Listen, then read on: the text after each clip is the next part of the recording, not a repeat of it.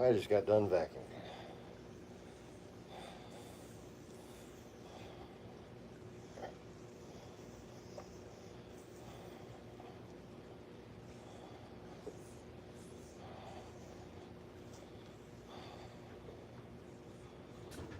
Oh, yeah.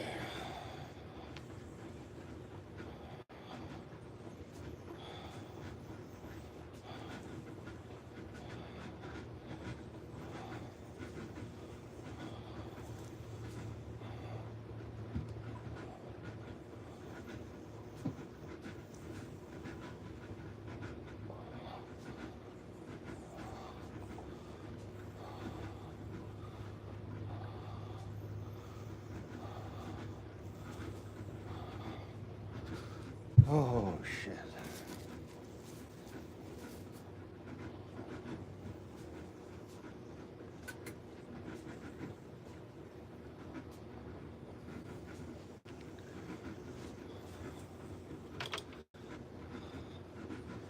God, I am thankful for the strength that you have given me. I'm thankful for every day.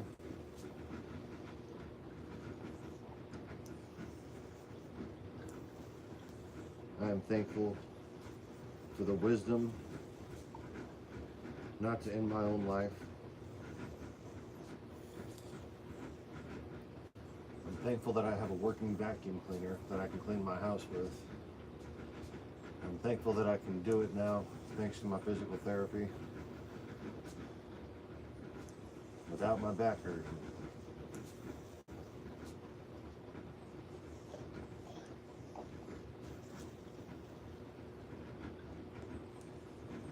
And God,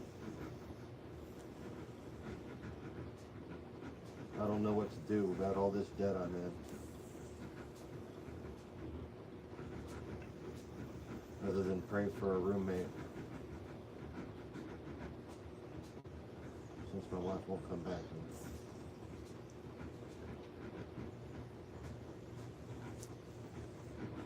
Whatever I'm to accomplish, God, is because of the way that you open up, the path that you provide for me, and the strength that you give me. That is all that I am. That is all that I have. And I surrender my faith to you, God. Amen.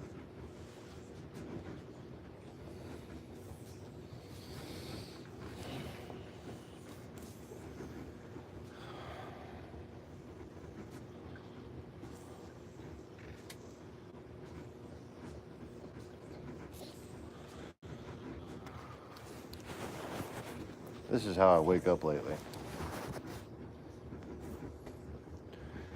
Morning, Maximo.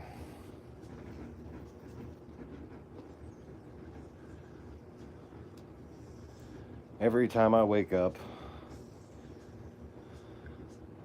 I'm immediately thinking $600 in court costs that I have to pay. My license flag is up to $700. Have to pay.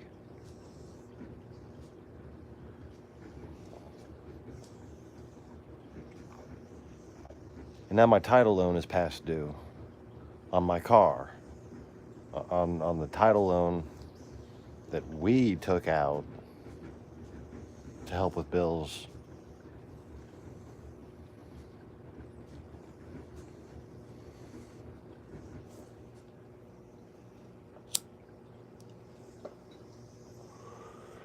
And there's a $180 payment that's past due.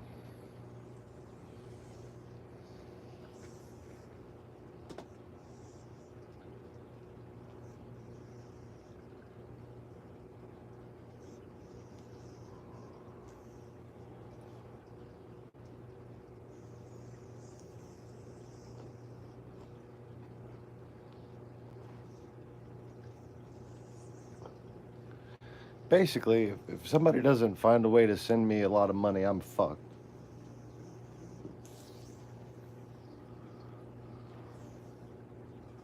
And I'm working, but it's not good enough. It's just not good enough.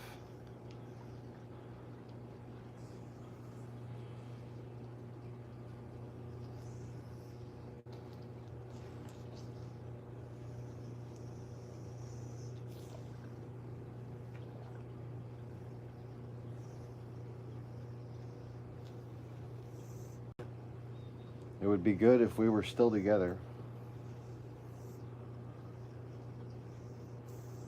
Everything would be fine if we were still together. Now that I'm working, everything would be fucking fine.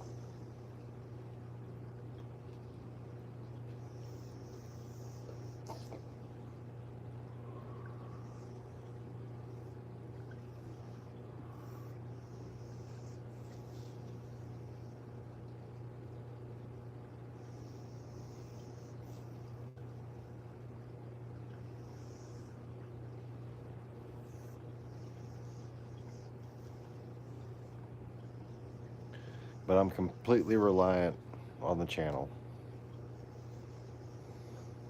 Just to tell myself I can fucking make it. The only thing that keeps me fucking going is at least you guys are helping out.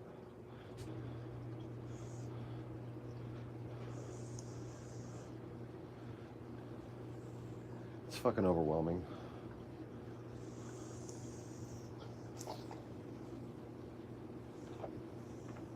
And my $1.35 a day cigarettes are not making me broke. They're keeping me fucking holding on.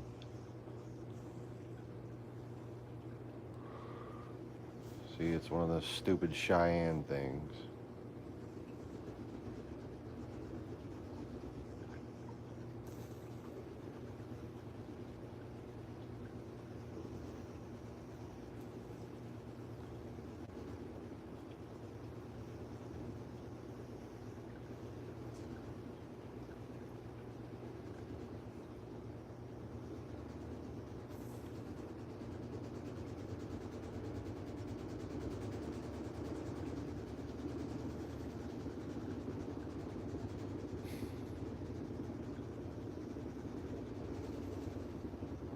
Those flags on my license, if somebody doesn't send me the money to pay them all off at once, they're just going to keep on getting bigger and bigger.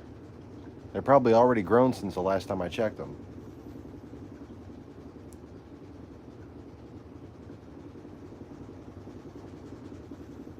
I need somebody to send me like $2,000. Like $2,000. Or I'm fucked. And I can't, oh God. It's just so not gonna happen.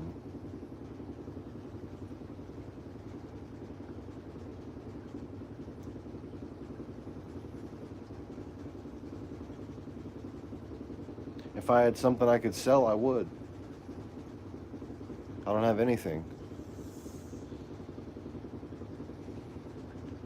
I got my dirty old stained music keyboard and my guitar. They're not gonna give me nothing for that keyboard.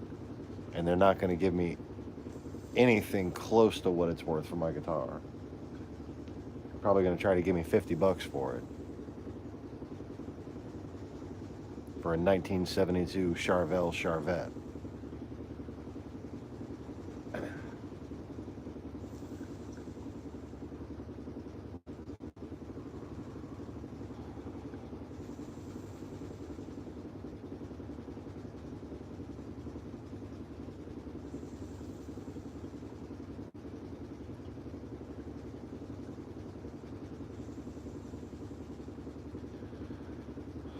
I'm gonna try, if they'll let me, I'm gonna try to start 2 jobs. If they'll let me work Monday, Tuesday, and Wednesday at Walmart.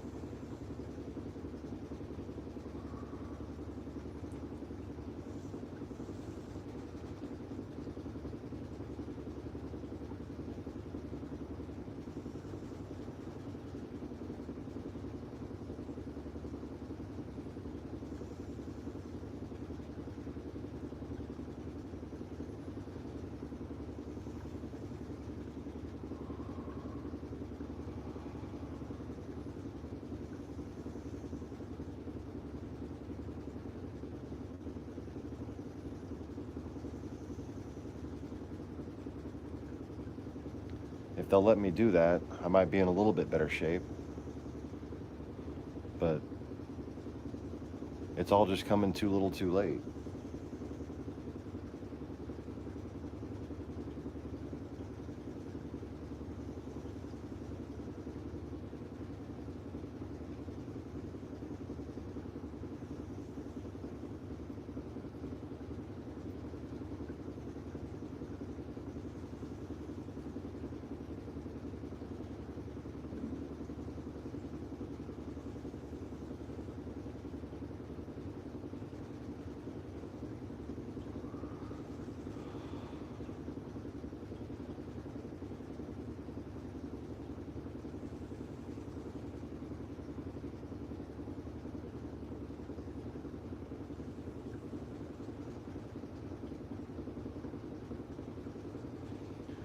So please, anybody, my PayPal is acadianmariculture@icloud.com. And whoever bails me out of this, if you're not already one of the people who are listed, I'm going to be allocating a percentage of my patent profits whenever this patent gets done. I got two pretty capable guys working on it. I put it in their hands because I've already done everything I can.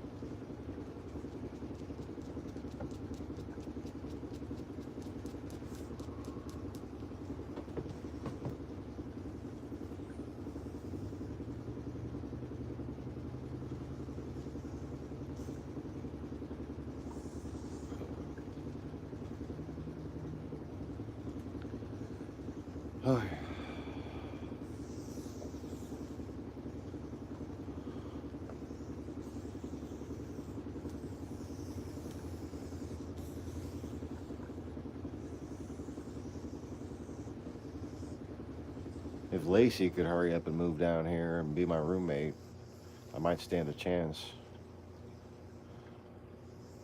That's what I really need. I need a roommate.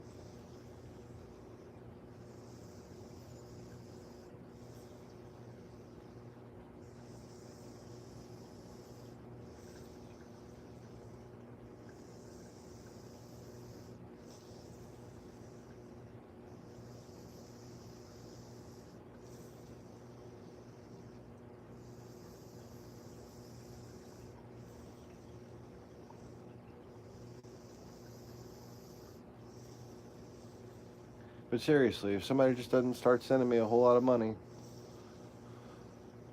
I can't even calm down.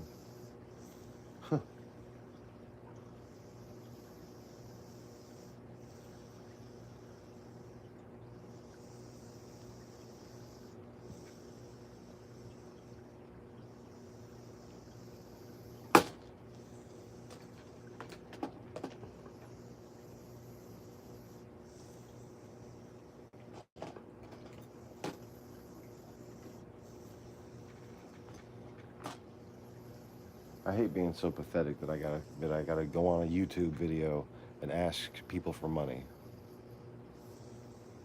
Strangers, viewers. And I don't mean my friends. Y'all are my friends. Y'all ain't strangers to me anymore. The people that I hang out with every day are my fucking friends.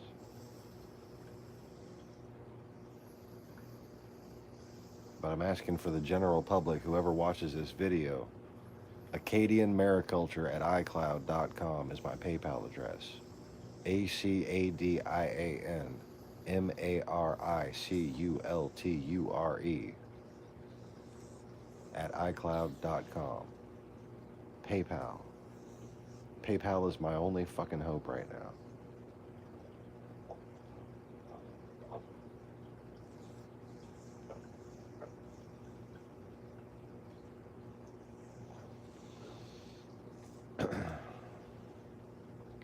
I just found out some more bad news. My little $40 or $50 check that I was expecting to get direct deposited today, they say that they mail out the first check.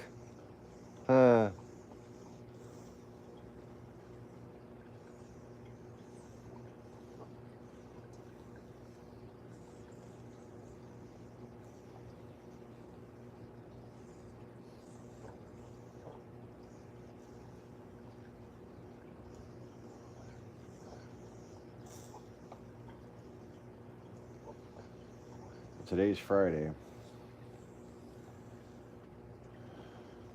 If anybody's going to send me a PayPal payment, it needs to be today so I don't have to wait all weekend for it to clear. And I need to go pay off this loan.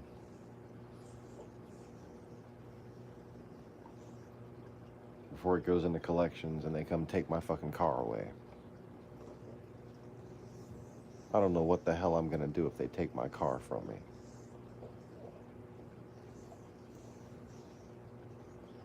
It's my only form of transportation.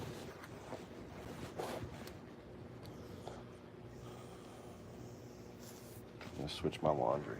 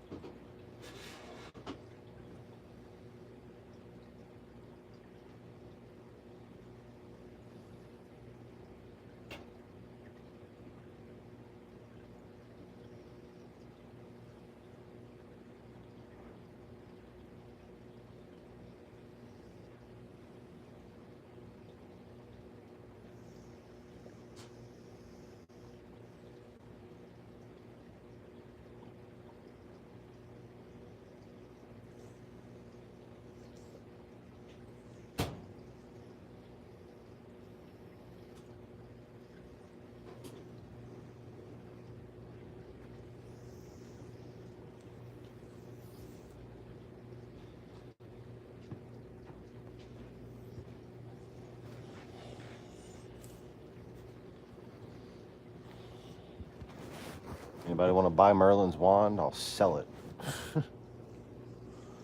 Just don't be surprised if it disappears and winds up in my hands again.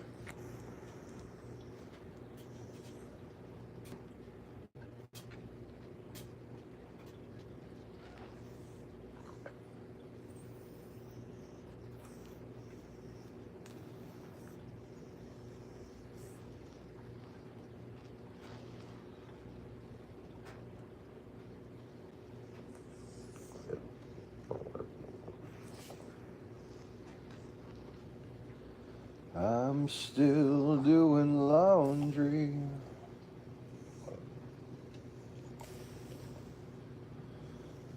I wish he would just come back. I can't handle life on my own. I just can't.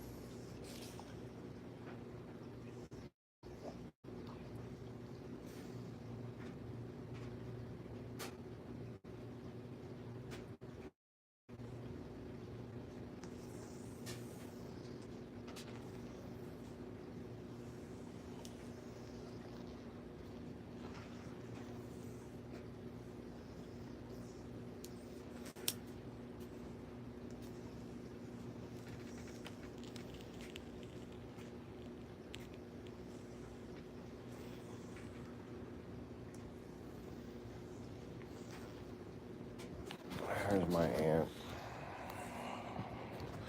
Let me text.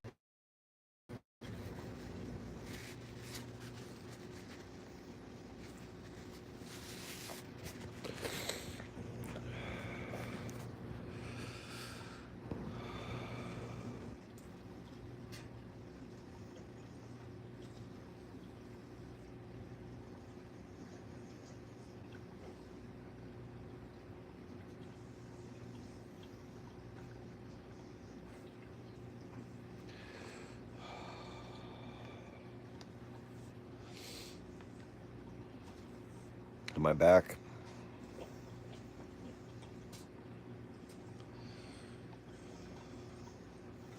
Let's see if it's working.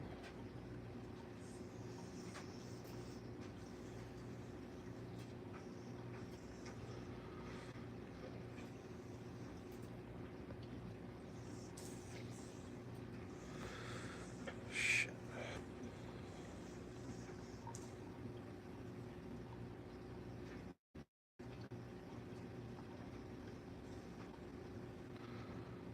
All right. I guess I'm back.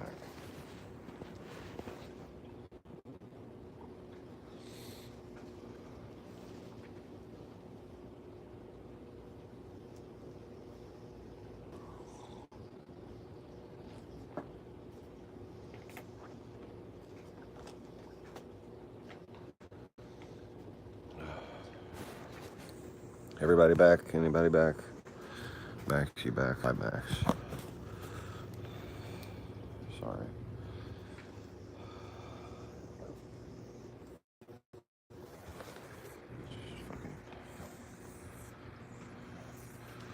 She's asking me another question. Shit. Hold on 1 second again. Ah. Okay.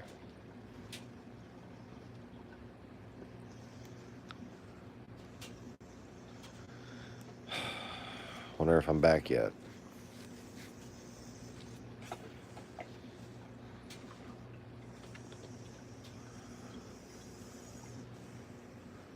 Let's see here.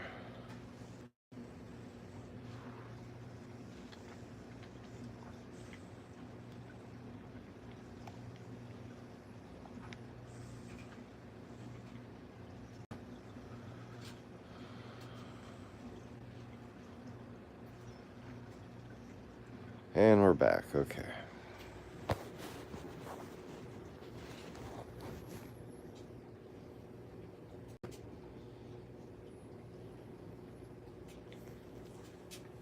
So, back to the YouTube failed funding drive.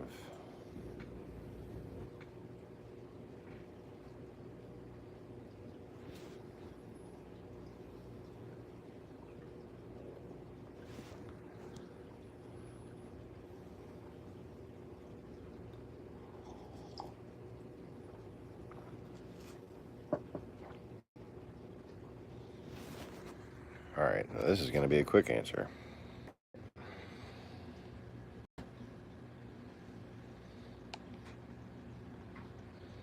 So yeah, I tried to make that as quick as possible.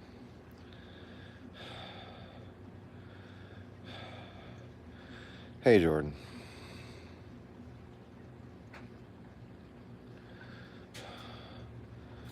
Talking to my aunt about how screwed I am.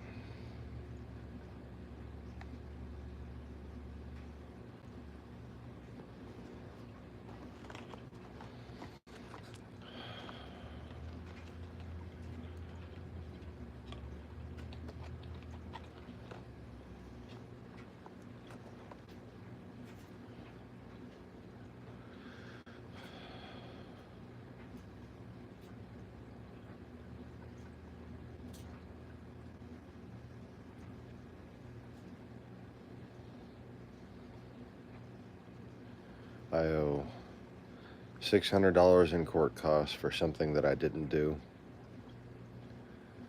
I owe at least $780, like getting closer to $800.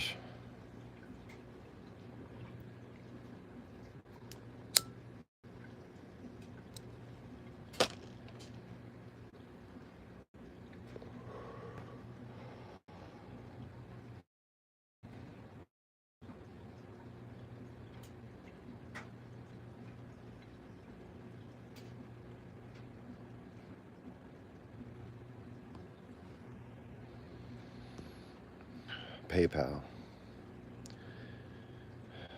Yeah, if you go on PayPal,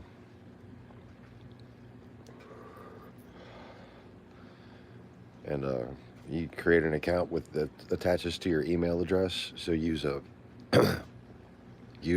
like your secure email address that you don't use for just regular bullshit. You know, I always recommended to my customers back when I had my own computer business that Google fucking destroyed.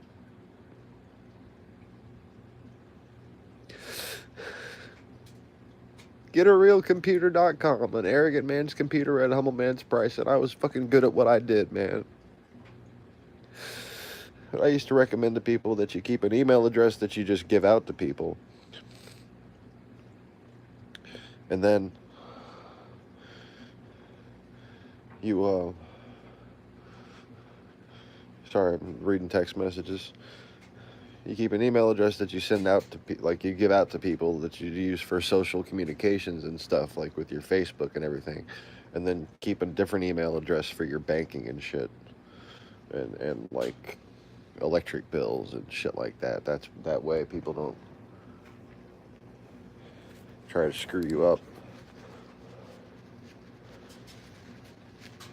if you're politically active and or just prone to identity theft or anything. It's just a good idea. But PayPal is probably the most secure payment method there is. You can use it on eBay, you can use it on Amazon, you can use it on a lot of different things now. And what you do is you take my email address on PayPal and you send me a payment to my email address once you create your account, and it'll debit from your checking or whatever you use.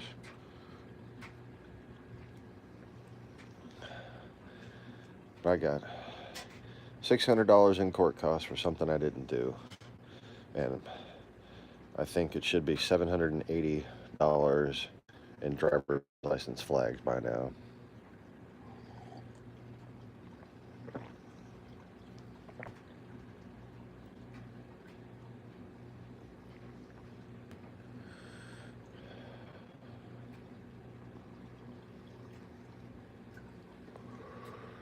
But my email address for PayPal is acadianmariculture@icloud.com. That's ACADIANMARICULTURE@icloud.com.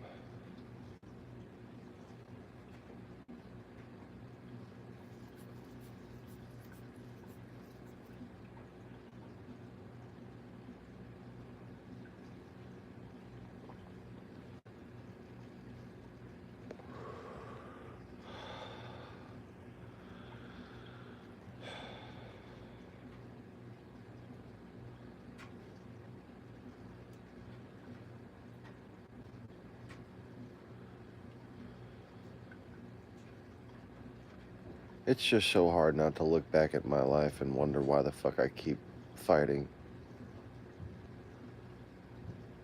Every time I try to start and do something good, it gets taken away from me.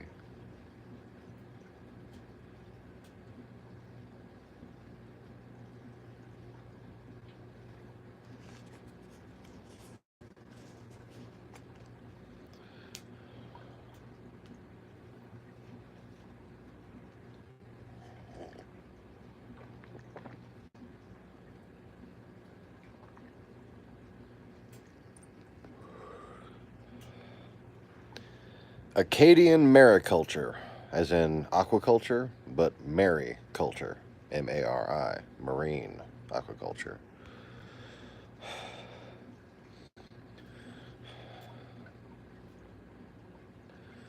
And I'm, if you saw the If She Came Back video that I keep on wanting to post for the sake of those kids, but I keep on taking it down because I don't want to get a fucking contempt of court charge for talking about her.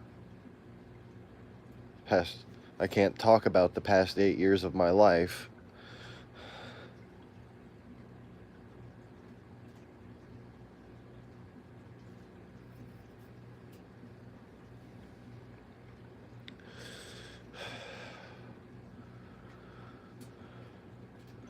But it's, anyways, ACADIANMARICULTURE.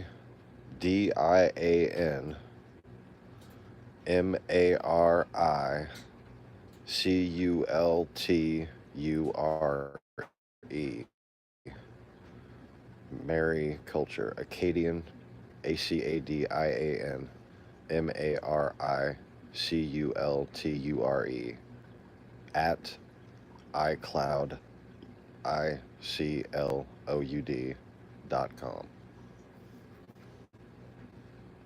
The Apple email address, iCloud.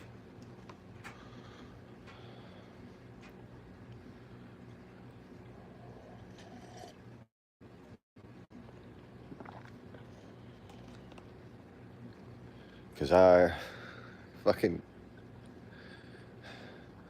I wasted too much money when I first got out of there because I was on these fucking medications that were making me too optimistic. Oh man. That's why I got this phone, huh? I didn't need a new phone. I just made like a crash decision.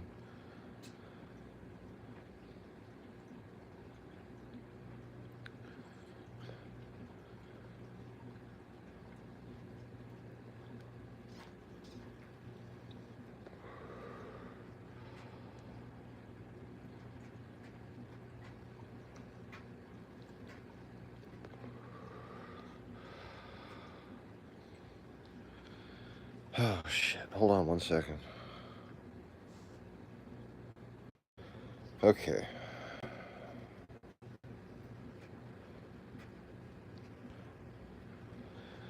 FFX brought our channels together.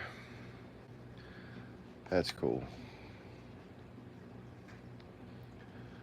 Let me see if the camera's still working. Okay.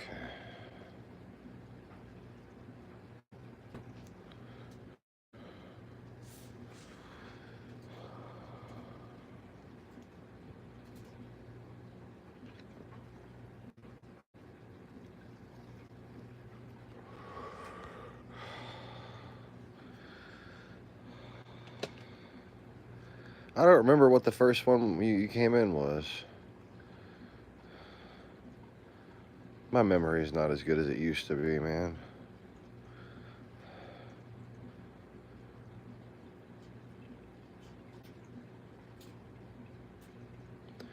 I got my head stomped on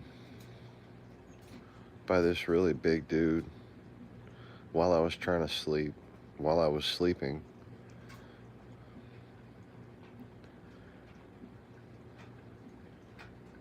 And my fucking brain doesn't work as good as it used to.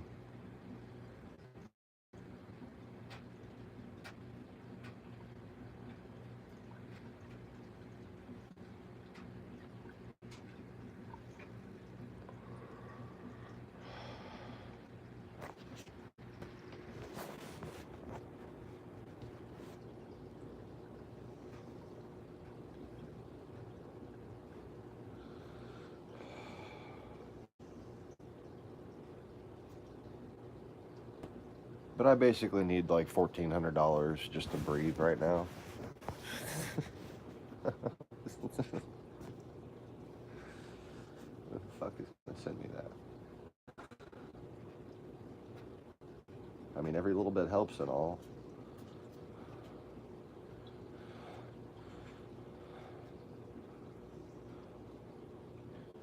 You know, it's kind of morbid. I almost wish that I hadn't been exercising so well, so my heart wasn't so healthy, because I'm pretty sure I would have just died of a fucking heart attack from all this stress. It's just been easier.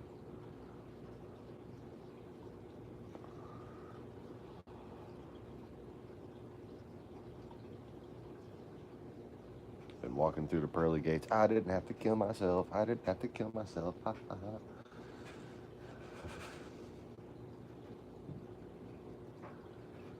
I shouldn't joke about that, but it's just, I can't pretend like I haven't been fucking thinking about it. I'm not seriously thinking about it, but it's just like the fact that I'm even thinking about it is kind of fucking upsetting. I told those people in the hospital, nope, just barely a shadow of a thought. I more felt like people wanted me to die.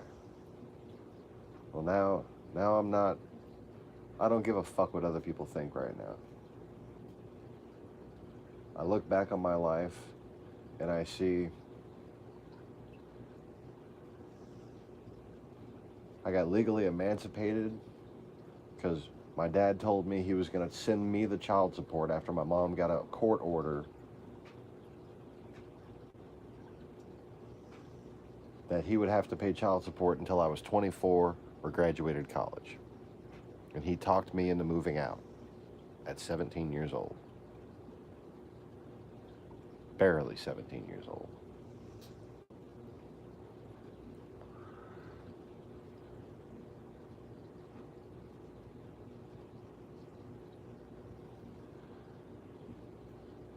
And guess what?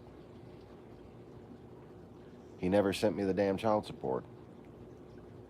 I wound up having to pay my own rent, as I said, going to fucking Bromart every morning, cleaning the floors before work, going to school right after work, working until 8 o'clock, 8:30 at night, working 7 days a week too.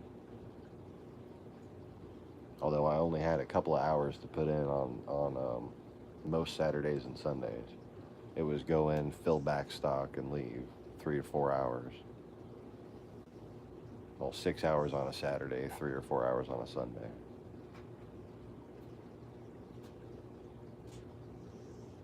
Sometimes I'd be out of there in an hour and a half on a Sunday.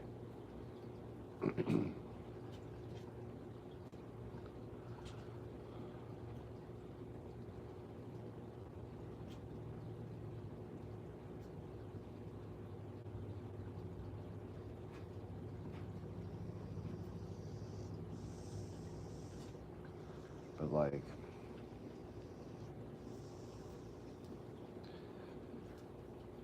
that's what I was doing when I got hit by a car and hurt my back. You know, I was riding my bike to and from school and work, and I got hit by a fucking car.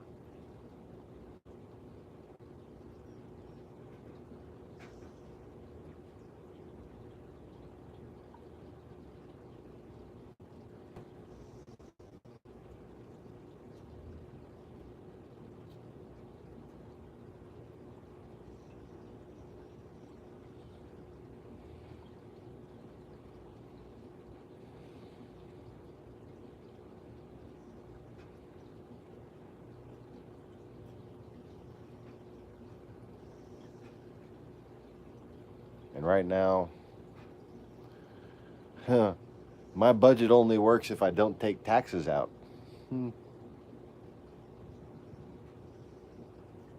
I need a roommate, something serious.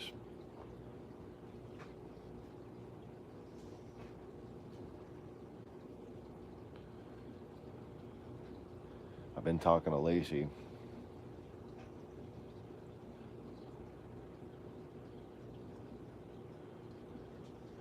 She she's not in a good situation, and the place she's staying at doesn't have any extra rooms for her kids. But she's in a different state, and it's in a real fucked up situation. So it could be a hot minute before she can come down here.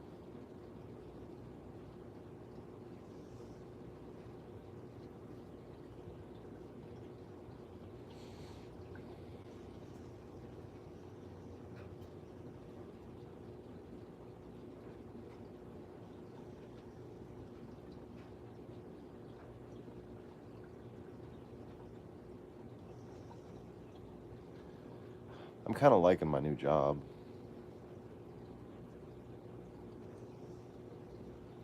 I wish there was a little more hours with it, but if I could just find a roommate,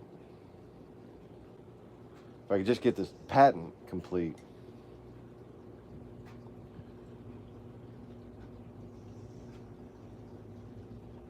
So this Jordan is apparently a different Jordan than the other Jordan.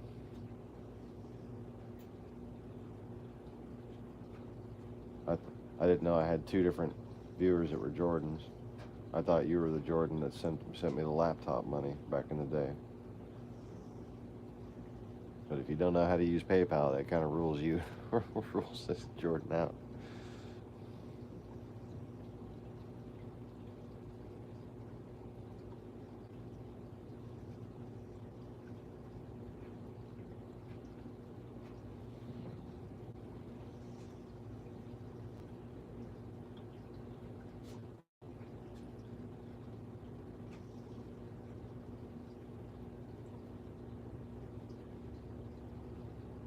Simon Ostrowski live in Kiev for the Ukrainian presidential debate. Everybody check that out. Ostrowski. Simon Ostrowski. That's Ostrovsky. Simon Ostrowski is one of the best on the ground reporters of our time, man. He is he's amazing. And I wouldn't have been able to recognize the pattern and see that they were coming after us if it wasn't for him and his reporting down there, Russian roulette, the invasion of Ukraine.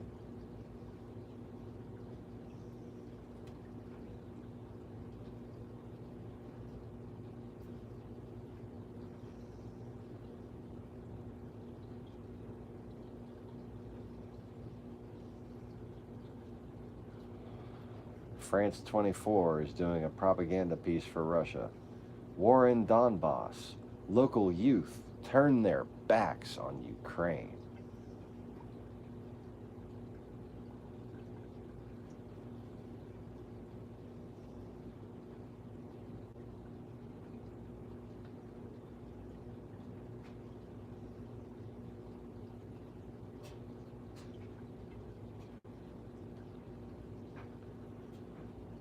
Debt collectors may soon be able to text and email me. Oh boy.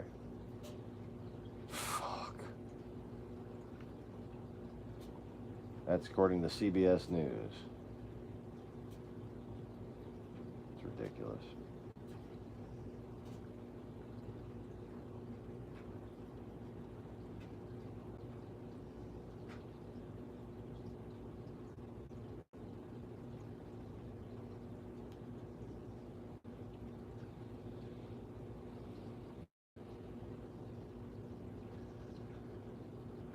Journalist has been killed in a terrorist incident during Northern Ireland riots.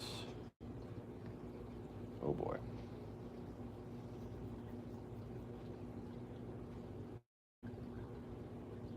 I guess that's about the no deal Brexit thing. I haven't seen Mr. Conway on a broadcast for a hot minute.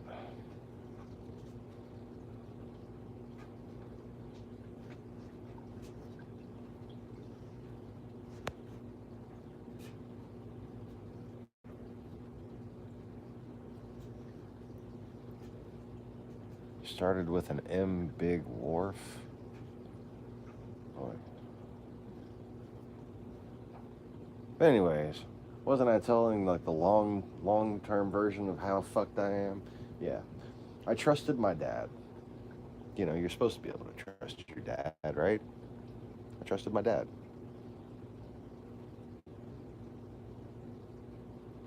And then I wound up getting hit by a car. And he still didn't pony up the money.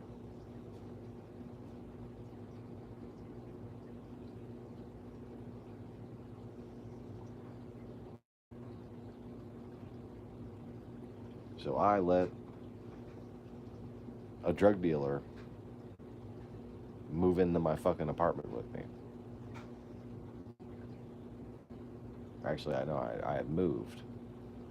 I moved from the place that I was, a studio apartment that I was paying on my own, into a slightly more expensive place that I could share with somebody. And wound up getting busted.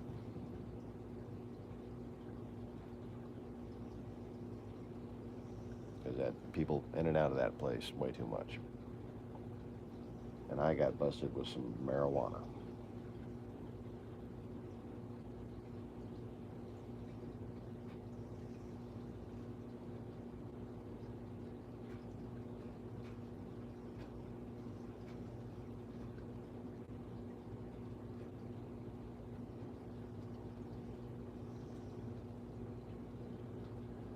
Now,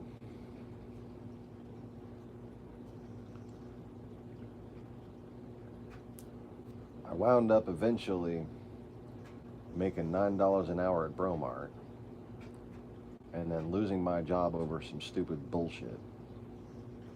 I didn't quit, I was fired because I tried to send some damaged American water back by calling the warehouse to get the invoice number.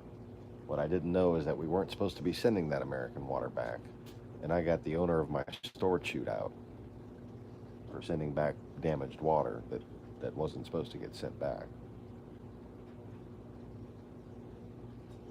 That was 20 fucking years ago almost. 18 years ago, 2001.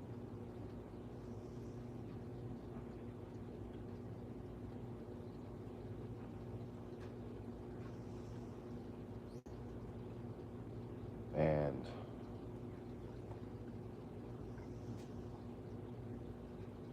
got fired in the early summer. Everybody I had went and applied for a job with basically told me that they had all just hired somebody. Asked my mom for help. And what she decided to do was to move me to South Dakota with her.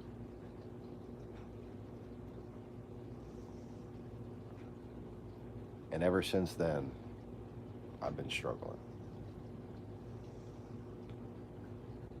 I had already started my computer business.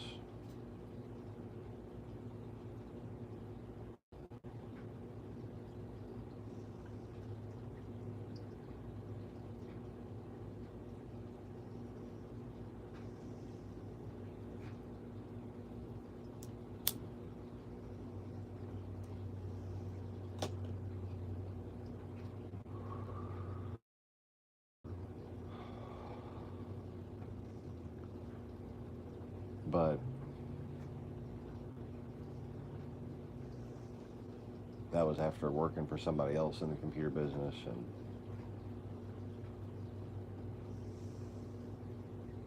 went to work for PC Ambulance when I got back. Made good money there for a while. Couldn't get along with the owner though.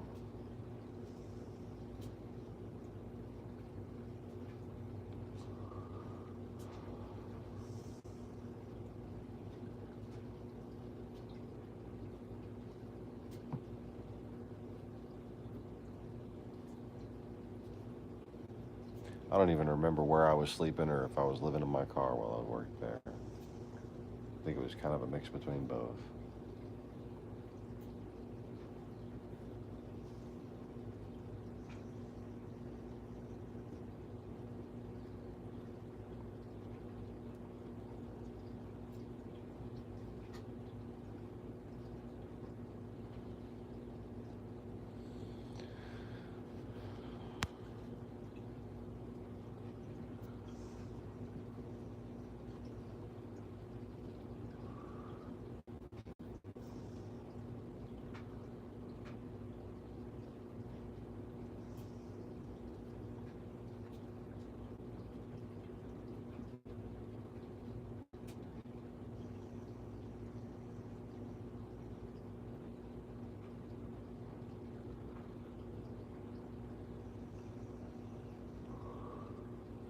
But around then,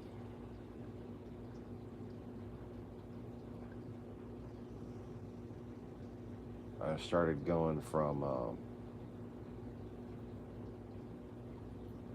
just kind of having a website and a dream to handing out flyers and business cards and building my own little computer business.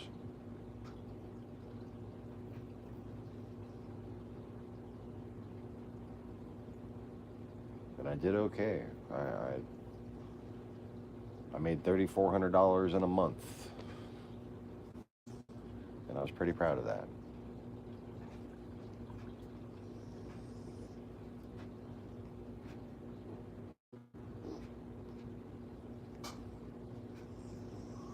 And that was after Katrina. I was living in my car.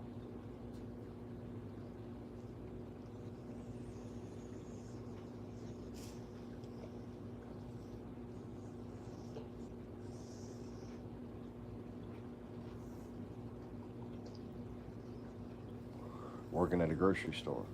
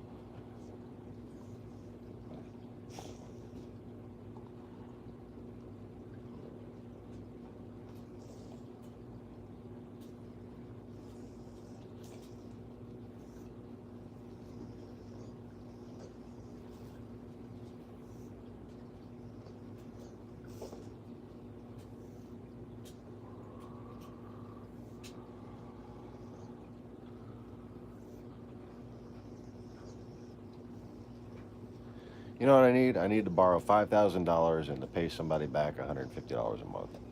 That's what I need.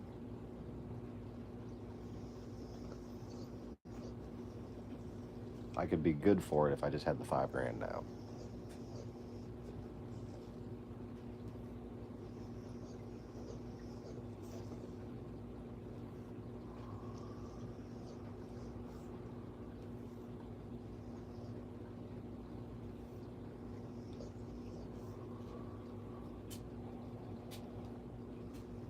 I'll mail you my car title.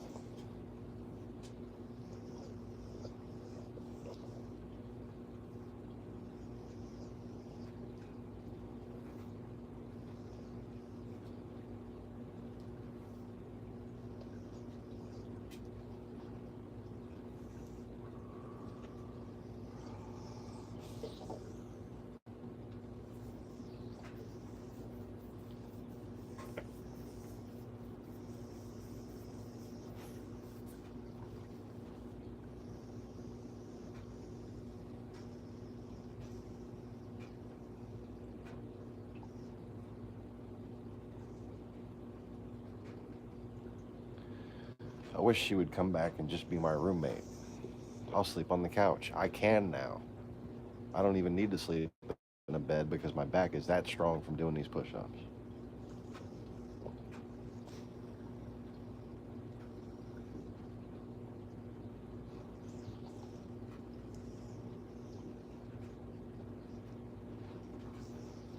I've always been a reasonable person.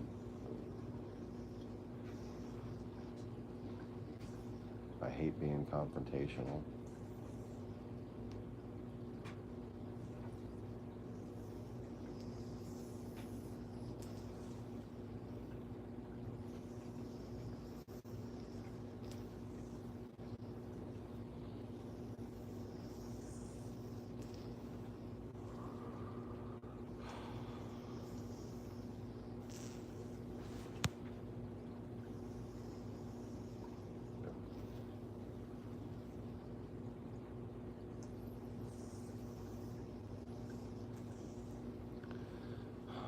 Mr. Jordan's going to help. I hope he does it soon. I don't know how much he's talking about helping, but whatever anybody can send is appreciated.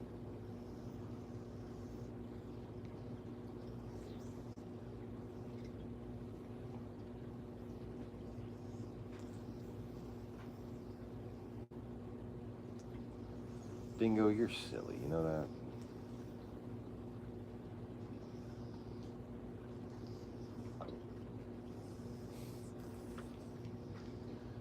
Come here, Dingo. Up.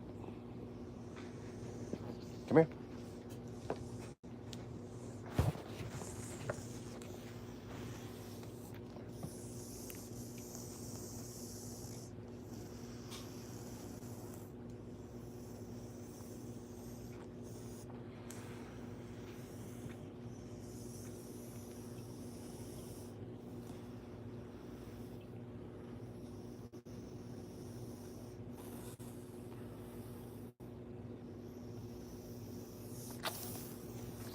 There you go. Good boy. Lay down.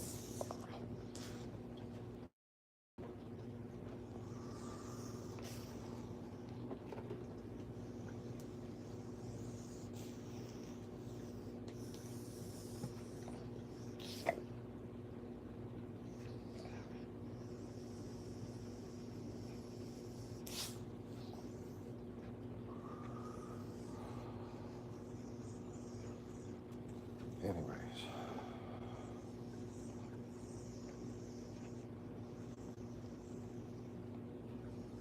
So yeah, I'm just freaking out about all the money I owe.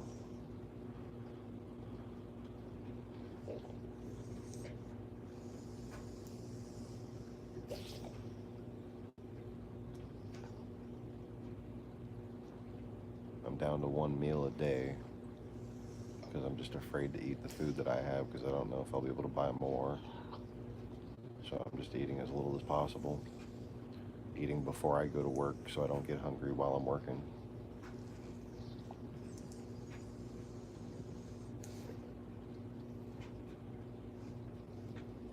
Don't know what else to do.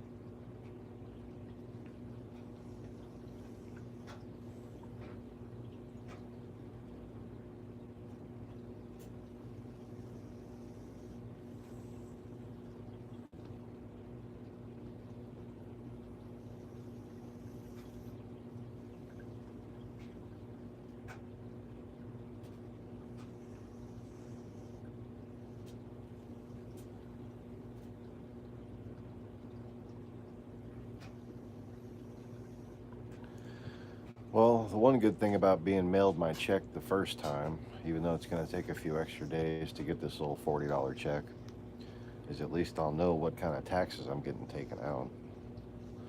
Then I'll be able to budget a little better and then see just how fucked I really am.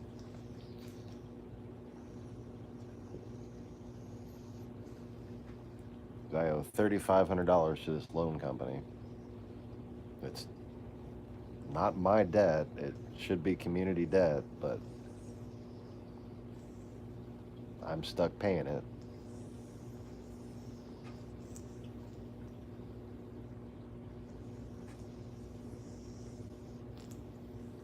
And then $780 in flags on my license and $600 in court costs. And I'm just spinning. My fucking head just spins, just from one thing to the other. And that's all I can fucking think about.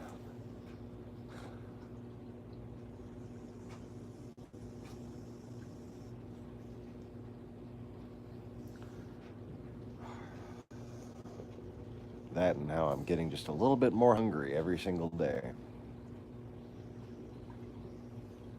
Trying to survive without buying any food. I'm trying to keep what little money I have in the bank.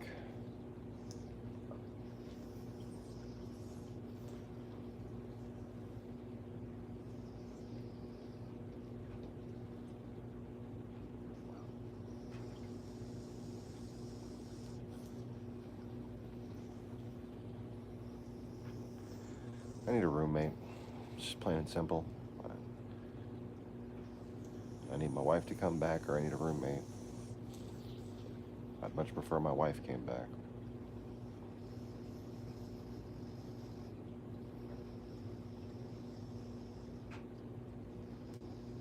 I could handle almost all the bills myself if she came back.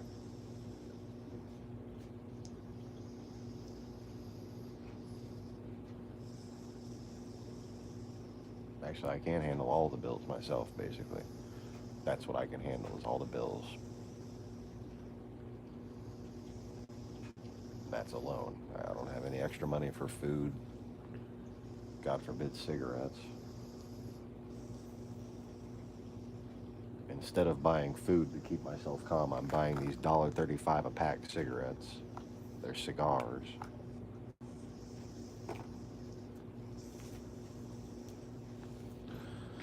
Some more coffee.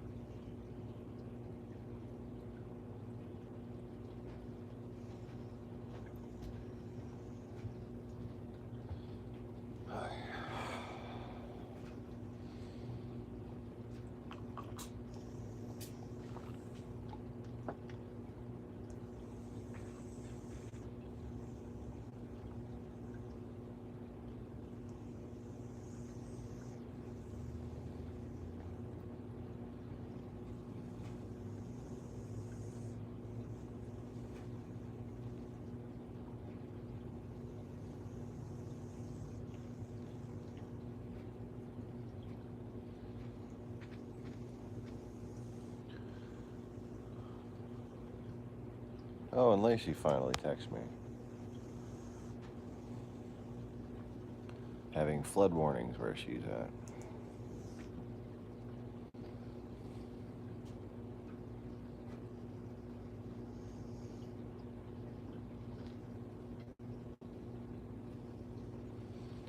Tell you what, if my wife doesn't come back, which she's not going to,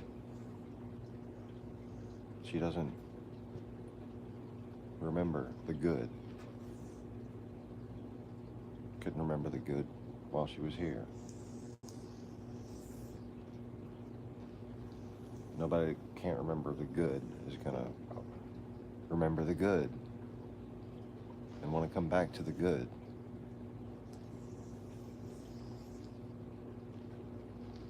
All she remembers is negative. That's all she could do while we were together.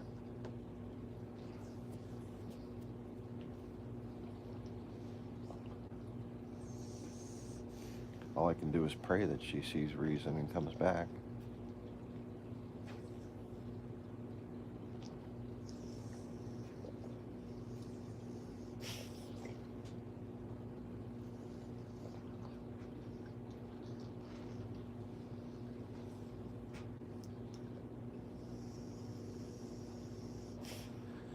But if that don't happen,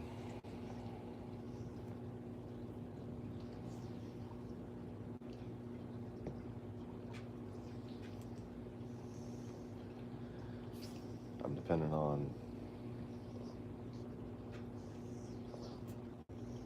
Lacey to get a whole lot of different stuff straightened out where she lives.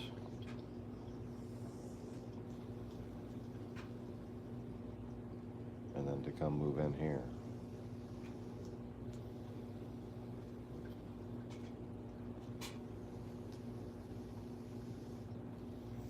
Max, are you still there? It says 0 people watching. Keeps on going up 1, back to 0.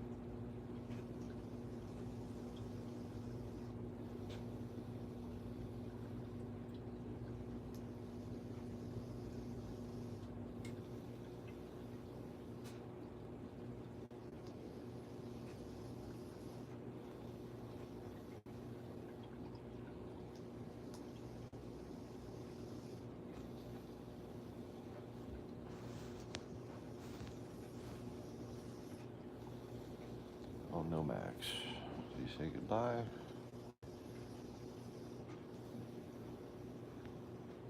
No.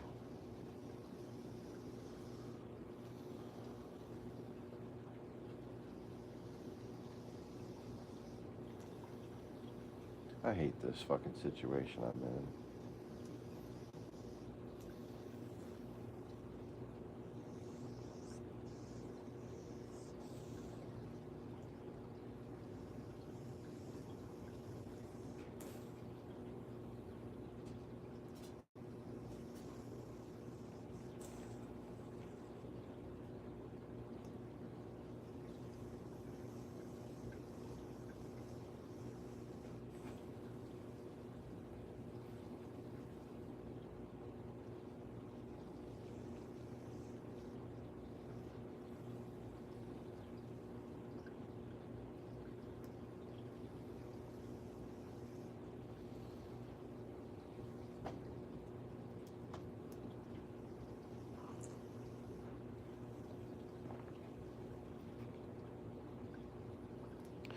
It's really testing my faith, you know?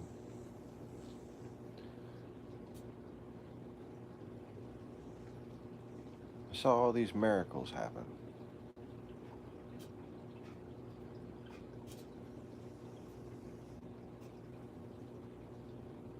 There were miracles that brought us together. God wanted us to be together. That's what I thought.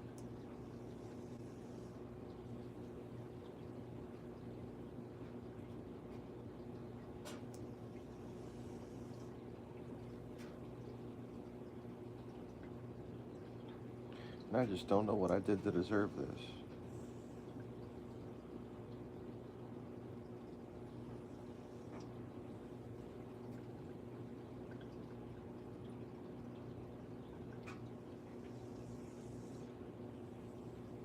Other than not getting much sleep.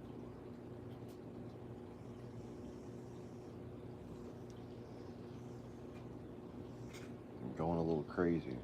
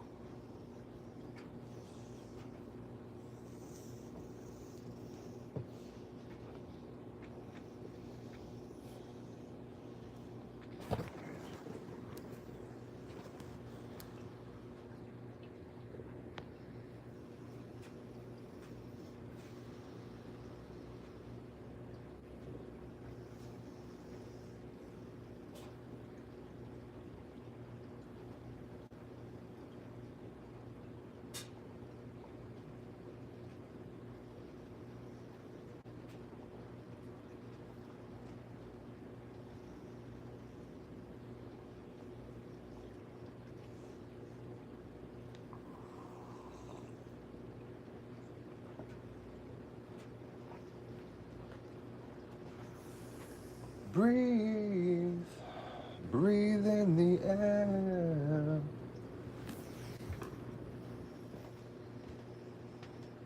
Don't be afraid to care.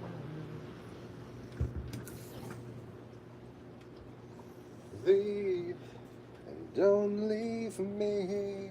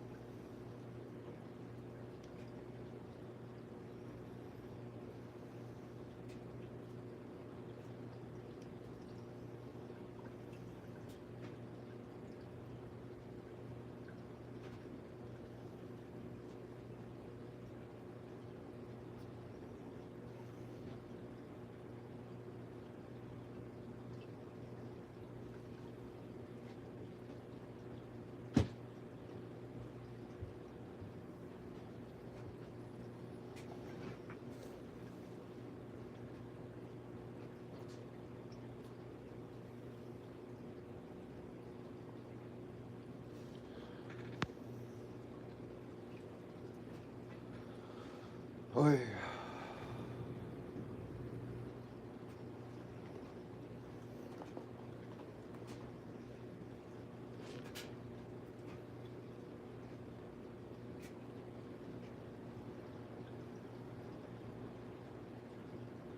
These flies really like coffee, man.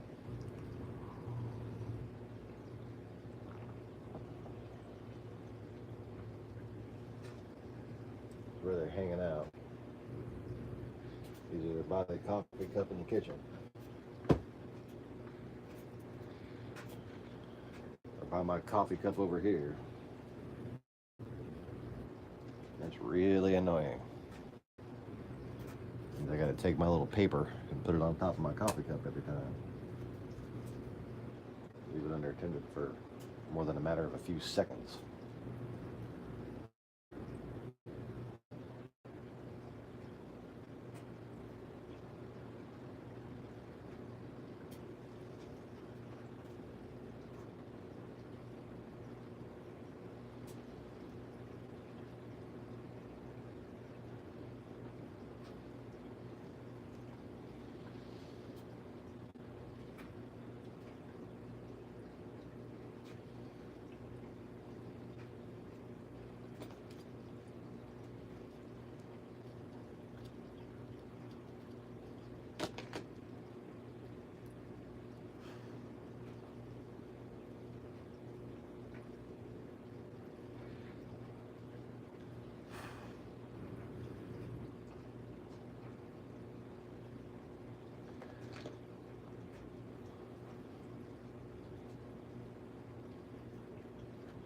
Then Deputy Press Secretary Sarah Huckabee Sanders.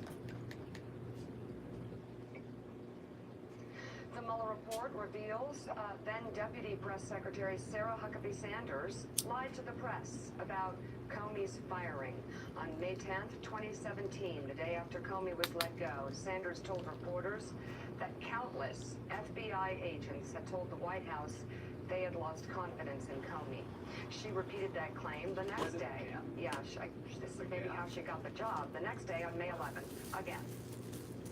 I've heard from countless members of the FBI that are grateful and thankful for the president's decision. And I think that, we may have to agree to disagree. I'm sure that there are some people that are disappointed, but I've certainly heard from a large number of individuals, and that's just myself. Well, I knew that was a lie when I first heard it. You said now today, and I think you said again yesterday, that you personally have have talked to countless FBI officials, employees, since this happened. Correct.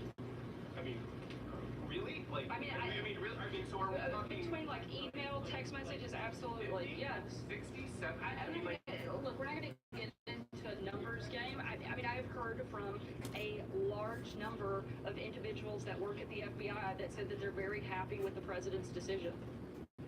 That was one lie after another lie after another lie, followed up with more details about the lie, while a reporter is pressing her, and it is obvious. And this is the thing that is always driven me crazy about Sarah Sanders, and before that, Sean Spicer, and everybody that stands before that podium.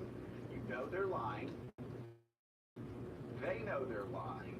Everybody watching knows that they're lying, but they just keep lying. Yeah, I don't know how this presidency actually moves forward, but that's the big picture we'll get to with Congress. According to Mueller's report, Sanders, who was interviewed by the special counsel's team, admitted that her claim of hearing from countless members of the FBI was a, quote, slip of the tongue. And that is one hell of a slip of the tongue, Susan Ambrosio. Over 2 days. No, sorry. It sure is a slip of the tongue. I mean, what's astounding about it is that we now see that Sarah Sanders is one of the biggest publicators of fake news. She's the one delivering fake news out to the press corps and to the president, to the people of the United States. And it's disgraceful. I mean, behind that podium just blatantly lie, but it's something we already all knew. But I do think it opens up another avenue when we start to look at what happens as a result of the Mueller report, and it moves from the legal arena into the political arena and the government oversight arena. I think we're all going to have Mueller fatigue, but as cabinet secretaries come in for oversight hearings, you can simply ask him or her, has the president ever asked you to lie? I think you use all the information that you have as a backdrop to really go after the oversight of all of the agencies and show the incompetency and the corruption at many of the agencies. You know, Benjamin Wittes, you worked very hard. You worked very hard trying to track this story down for Lawfare, trying to figure out whether Sarah Sanders was lying, what FBI agents had actually reached out to her, and you reported some time ago that in fact she was lying. It had to be satisfying for you to find out yesterday that your reporting, like so many other people's reporting, had been proven accurate, and they had actually been the people pushing fake news. Yeah, I mean, I did take a certain satisfaction in that passage of the report. You know, that the lie that she told those couple of days, you know, it was not one of the most faithful lies of the presidency. It's not, you know, about separating families from their kids or about the, you know, but imagine that you're an actual employee of the FBI, and unlike Sarah Huckabee Sanders, I do actually talk to FBI employees. And imagine that you're somebody among the enormous number of FBI employees who had a pretty deep relationship with the director that the president had fired, and who really admired Jim Comey, and who believed in the leadership vision that he represented for that department, and maybe also who liked him personally and was shocked and humiliated by the way the president had treated him. And then to have the secretary, or the press secretary of the president, go out and kind of misrepresent you, right, by claiming that, you know, she had been talking to countless people like you and they were all thrilled, and you're having sort of your own experience of what the president had done really lied about. And I think that the firing of Comey was deeply, deeply traumatic for the institution of the FBI and for a lot of individuals within it. But those lies really amplified it. And to have her kind of blithely admit to the special counsel's office, yeah, I made that stuff up. I mean, I knew that it was made up when I saw her say it, and I spent, as you mentioned, a lot of time getting the documentation to prove that. We had to go to court to get it. But I do think the sort of blitheness with which she just admitted that should change the way people look at everything she says from that podium, to the extent they had any inclination to credit any of it, she really disgraced the podium that day and the logo of the White House that sits in back of her, and we should remember that every time she speaks. And Joe, Sarah Sanders last night was on Fox News during an interview and tripled down on what she said from the podium. She was basically going on TV to contradict what was in the report. She said, my only mistake was using the word countless, and she again last night called it a slip of the tongue. But she said, quote, a number of both current and former FBI agents agreed with the president. So she's not backing off the lies she told. She's in fact diving deeper into it, but just saying I used the wrong term, but I stand by the general idea that the FBI was pleased with the president's decision to fire Jim Comey. And yet we know the one time she speaks under oath, she admits that she's a liar. So when she's talking to the investigators and she knows that she has to tell the truth, the one time she tells the truth in her public service, she admits that she's a liar. Then she goes back onto Fox News. She starts lying again. But this is the remarkable thing. This is the wonderful thing, Michael Schmidt, about having the Mueller report, that we actually find that the man who has used the term fake news the most has been, over the last 2.5 years, the biggest propagator of fake news time and time again. Hello, He viewer. to be a liar when he says that something I'm that just you watching write or some something that the Washington news, Post or Wall Street Journal writes is trying to a calm my lie. nerves. He's the one who is lying, and you know what's the best part of it all? Please feel free to say hello in the chats. I like to hear from people. Own staff members that are calling Donald Trump out as a liar, and actually as the greatest publisher of fake news. Yeah, and as you see in the Sarah Sanders part that comes out in the report, you see the power of law enforcement, where the administration can no longer make false statements, because if they did, they would get into trouble, and that's how they got at the truth. The interesting thing there, though, is that this investigation concluded without the president having to do that himself. So Mueller never had a chance to ask the president about his intent, and that will remain, simply something that he will be able to explain publicly, and there will be no other consequences when he responds to those questions than simply being called out by the media. There's no backstop to it in the way that it forced Sarah Sanders to make the disclosure that she did. The other thing that I think people should look at the report and try and take away from it, or certainly that I took away, was just how bad the president was at obstructing justice. He clearly wanted to interfere with the investigation. This was Hogan's Heroes type bungling, Michael Schmidt. Hogan's Heroes type bungling. It's pretty clear from the report he wanted to interfere, and it's pretty clear from the report he really struggled to do that.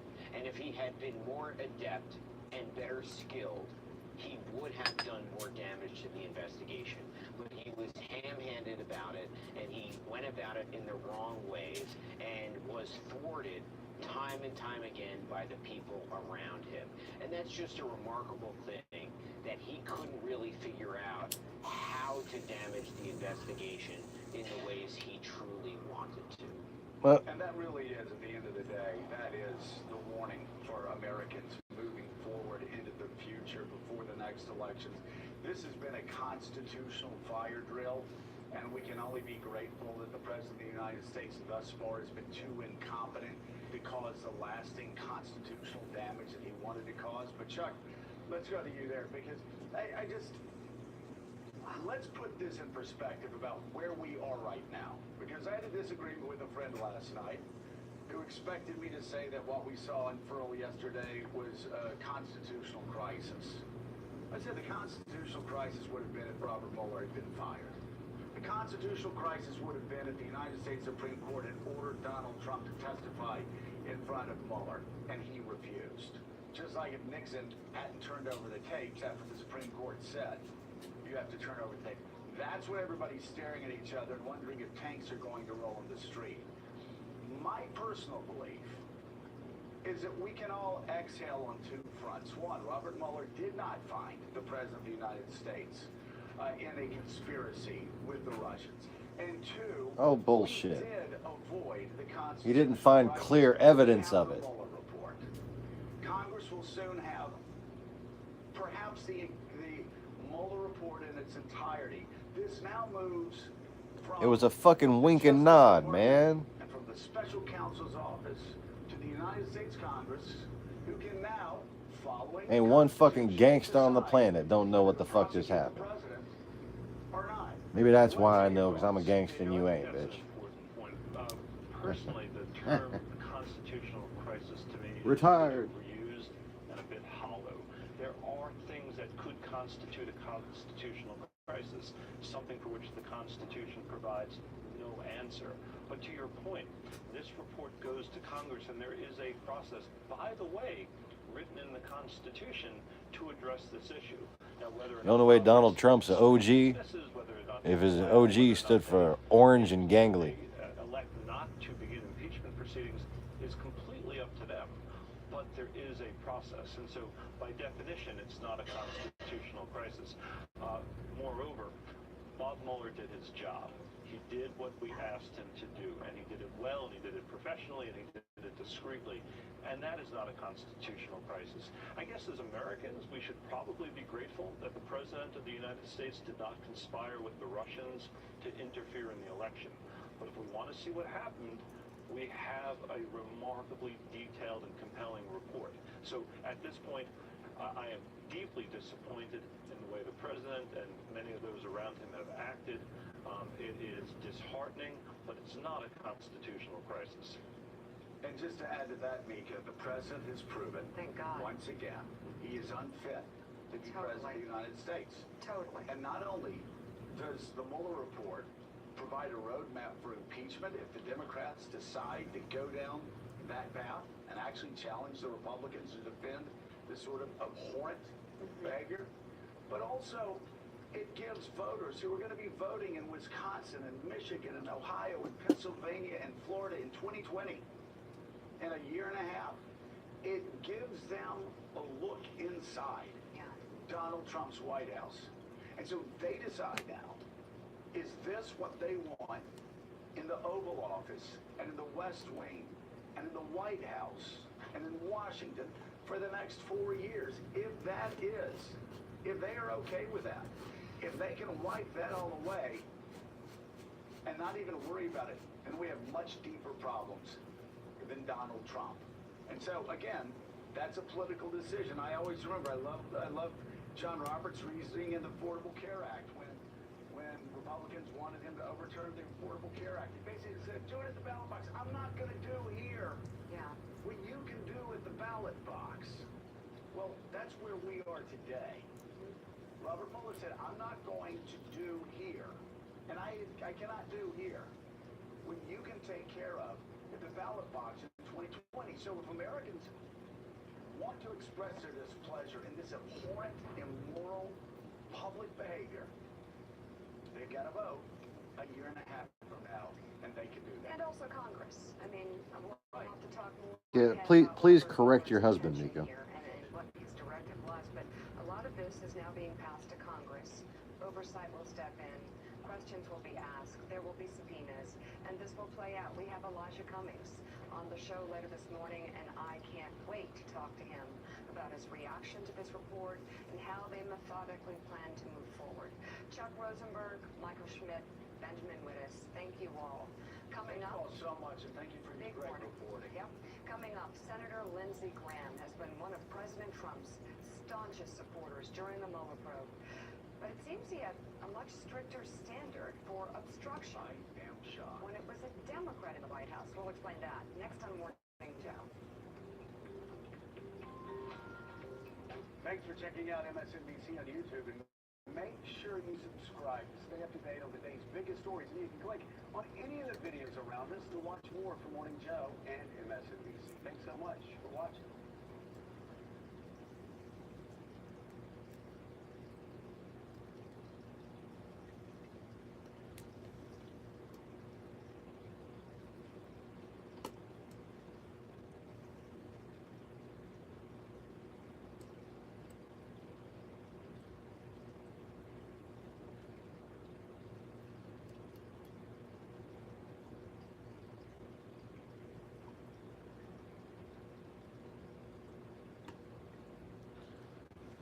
Well, shit.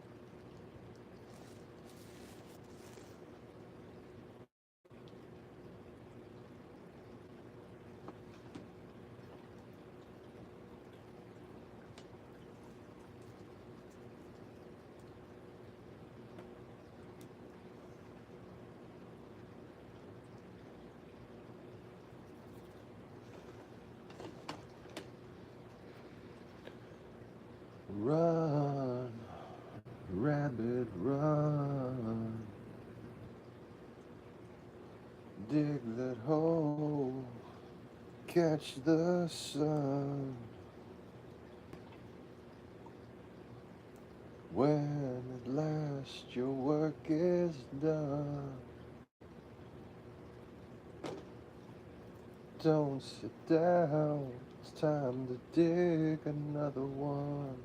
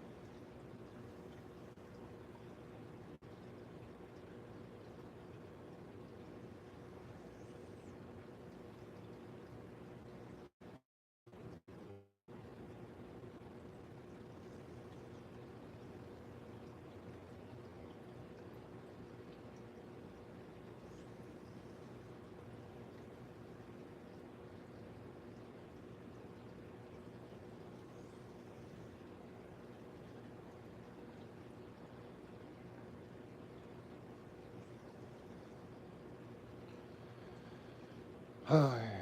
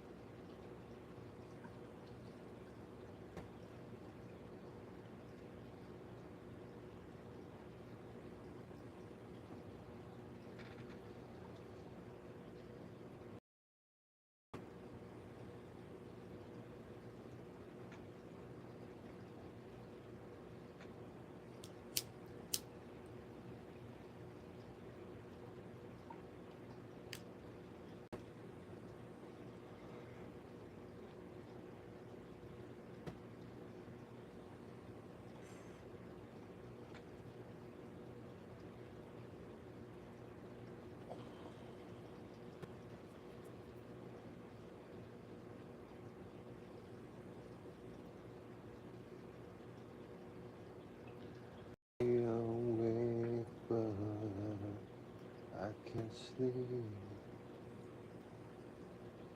Strength that I was felt is yours.